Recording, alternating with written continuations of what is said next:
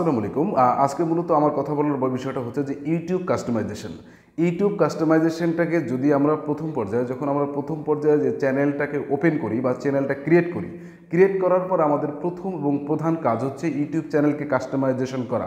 কিন্তু আমরা সেই ইউটিউব চ্যানেল কাস্টমাইজেশনের উপর গুরুত্ব না দিয়ে আমরা প্রতিনিয়ত কন্টেন্ট বানাই এবং আমরা আমাদের যে কন্টেন্টগুলো মেকআপ করে এবং একটা সময় যখন আমাদের আপনার মনিটাইজেশন যে ক্রাইটেরিয়া 4000 ঘন্টা ওয়াচ টাইম 1000 সাবস্ক্রাইবার যখন ফিল আপ হয়ে যায় তখন আমরা মনিটাইজেশনের জন্য অ্যাপ্লাই করি এবং মনিটাইজেশনের জন্য যখন আমরা অ্যাপ্লাই করি ঠিক কিছুদিন পর আমরা দেখি যে আমাদের মনিটাইজেশন রিজেক্টেড করা হয়েছে, violation of the YouTube monetization policies দেখি।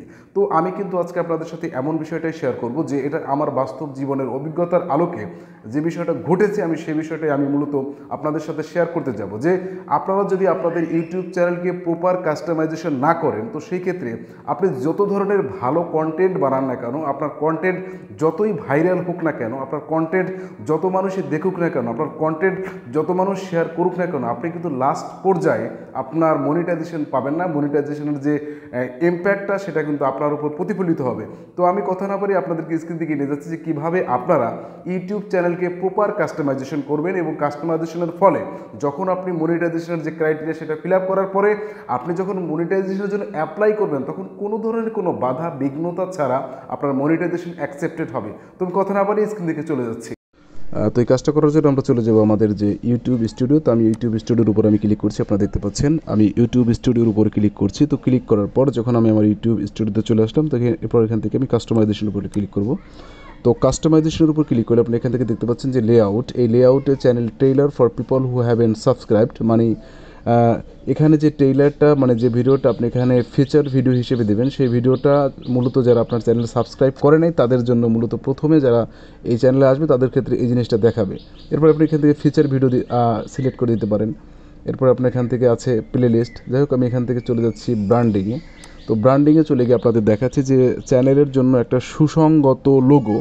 তো সুসংগত লোগোর এটার সাইজ হতে হবে 98x98 পিক্সেল অথবা 4 MB কম। তো এটা এই সাইজের একটা লোগো তৈরি করতে হবে। এরপর হচ্ছে ব্যানার, আপনার চ্যানেলের জন্য একটা ব্যানার তৈরি করতে হবে যার সাইজ হবে 2048x1152 পিক্সেল, যা 6 MBর চেয়ে কম।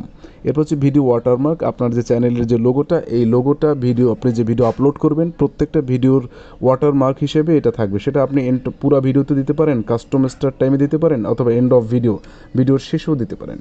তো এরপরে আমরা এখান থেকে চলে যাব বেসিক ইনফো। তো বেসিক ইনফোতে গিয়ে আমার চ্যানেলের যে নাম সেই নামটা আমরা এখান থেকে দেখতে পাবো। এরপরে আপনার চ্যানেলের জন্য একটা সুসংগত হ্যান্ডেল, কারণ এই হ্যান্ডেলটাই মূলত আপনার ইউটিউবের যে ইউআরএল সেখানে কিন্তু এটাই ভাসবে।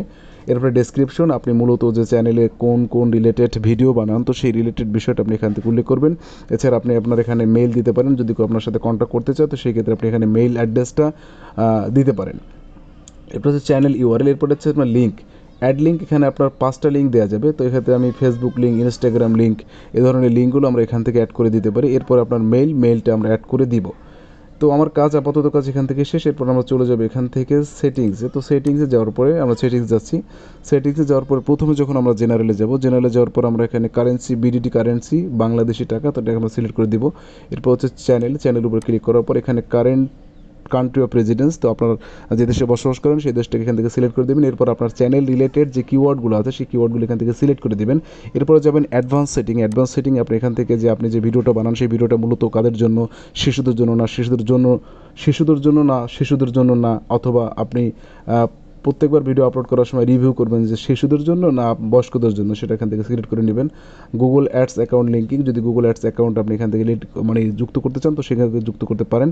তারপরে automatic caption, don't show potentially inappropriate word, মানে কোনো যদি অনুপযুক্ত কোনো শব্দ আসে সেক্ষেত্রে এটা যেন প্রোটেকশন দেয়, সেক্ষেত্রে এটা সিলেক্ট করে দেবেন। তারপর হচ্ছে advertisement disable interest based on, এখানে কোনো কাজ নাই। তারপর ক্লিপসের উপর এখানে টিক চিহ্ন দিয়ে দেবেন। তো এরপরে যাব হচ্ছে আপলোড ডিফল্ট, এরপর চ্যানেলে যাওয়ার পর এখান থেকে আমরা যাবো অ্যাডভান্স সেটিংয়ের পর ফিচার এলিজিবিলিটিতে দেখবেন যে স্ট্যান্ডার্ড ফিচার এখানে এনাবেল করা আছে, ইন্টারমিডিয়েট ফিচার এনাবেল করা আছে। যদি আপনারা দেখেন বিস্তারিত যে এটা মূলত কি, তো এখানে কিন্তু প্রত্যেকটা বিষয় যদি এনাবেল থাকে তো সেক্ষেত্রে আমাদের তেমন কোনো সমস্যা বা তেমন কোনো কাজ এখানে নাই। তো এরপর থেকে আমরা এখান থেকে চলে গেলাম সেটিংসে। তো সেটিংসে যাওয়ার পরে এখান থেকে আমরা চ্যানেলের কাজ শেষ, এরপর আপলোড ডিফল্টে গেলাম। তো আপলোড ডিফল্টে গিয়ে আমরা এখান থেকে দেখব যে কোনো কাজ আছে কি না, কারণ এখান থেকে যে কোনো কাজ নাই।